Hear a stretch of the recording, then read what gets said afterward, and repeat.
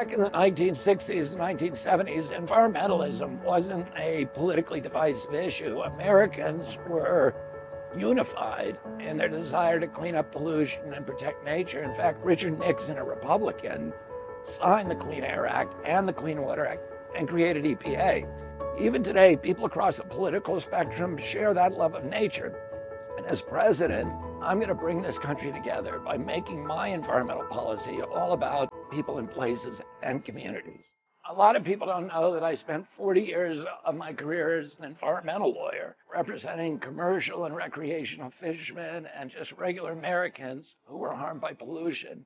I brought hundreds of cases against companies like Mobil and Exxon and Chevron and Texaco to restore the Hudson River. Today, the Hudson River is an international model for ecosystem protection.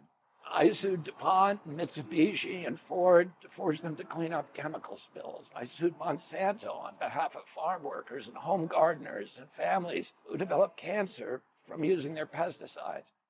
And I battled all kinds of government agencies and giant corporations. I've fought and won victories for family farmers in our heartland, for mountain communities in rural West Virginia, for inner city neighborhoods in New York City, for indigenous peoples in Ecuador and Canada and the western parts of the United States, and even in New Jersey.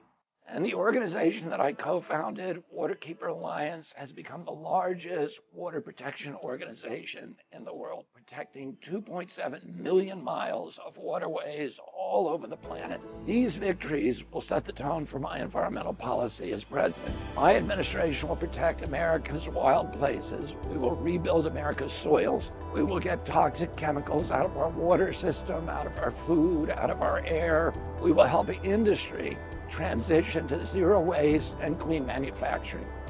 We will transform our agricultural systems to get pesticides out of our food supply. These are going to be my priorities. I want people to understand that in my view, climate change is real and it is an existential threat. But I'm not going to ask everyone to accept that or to get on board with the climate change orthodoxy. Besides, very few people are inspired by a line on a graph that leads to an eventual apocalypse. Instead, I'm going to prioritize the goal that I hope all Americans share. We all, whether we're Republican or Democrat or independent, want to protect our health, our children, our farmland, our wilderness areas. And we can do all that in a way that helps the climate too. When we build soils, we safeguard our food supply and we draw down carbon. When we restore forests and wetlands, we preserve wildlife habitat and mitigate floods and droughts. When we clean up toxic pollution and spills, we protect our communities and the complex biosphere that keeps our planet in balance and gives us climate resilience.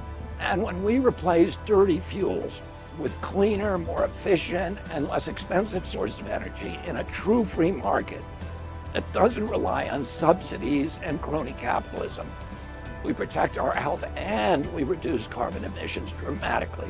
So I'm going to pursue win-win policies that make sense from both inside and outside of the climate perspective. As President of the United States, I'm going to do more than any president in American history to protect our sacred forests, our wildlife, our landscapes, our rivers and streams, our shorelines and oceans, and our Purple Mountains majesty. Because I understand that we're not just protecting nature for nature's sake, we're protecting it for our sake.